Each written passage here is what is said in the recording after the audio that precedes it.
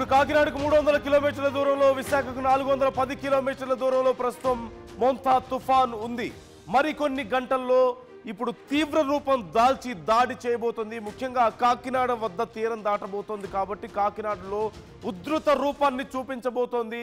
గంటకు 110 కిలోమీటర్ల వేగంతో అక్కడ ఈదురుగాలు ఉండబోతున్నట్లుగా తెలుస్తోంది. సో ఇప్పటికే కాకినాడలో వాతావరణంలో తీవ్రమైనటువంటి మార్పులు కనిపిస్తున్న నేపథ్యంలో అక్కడ పరిస్థితి ఎలా ఉందో మనం తెలుసుకోబోతున్నాం.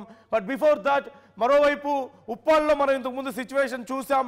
చాలా మంది మత్స్యకారులు మేము అక్కడి నుంచి వెళ్ళాం, మేము ఇక్కడే ఉంటామని చెప్తున్నటువంటి పరిస్థితి కనిపిస్తోంది. మరోవైపు నిన్నటి నుంచి కురుస్తున్నటువంటి వర్షాలు కొన్ని ఇల్లు కూలిపోయాయి. సముద్రం మట్టం కూడా చాలా పెరిగే అవకాశాలు కనిపిస్తున్నాయి. అలలు ఎగిసి పడుతున్నటువంటి పరిస్థితి కనిపిస్తోంది. సో భారీ వర్షం పడబోతున్న నేపథ్యంలో మరి అక్కడ పరిస్థితి ఎలా ఉంది, ప్రజెంట్ ఎలా మారుతోంది, అధికారులు ఏం చర్యలు తీసుకుంటున్నారు అనేది కూడా చాలా కీలకంగా మారింది.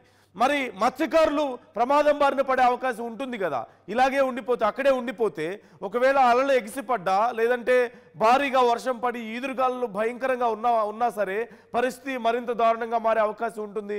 మత్స్యకారులు చాలా నష్టపోయేటువంటి అవకాశం ఉంటుంది. మరి వాళ్ళని ఒప్పించడానికి ప్రభుత్వం ఏం చేస్తుంది, అక్కడి నుంచి ఎలా తరలించబోతున్నారు వాళ్ళందరినీ?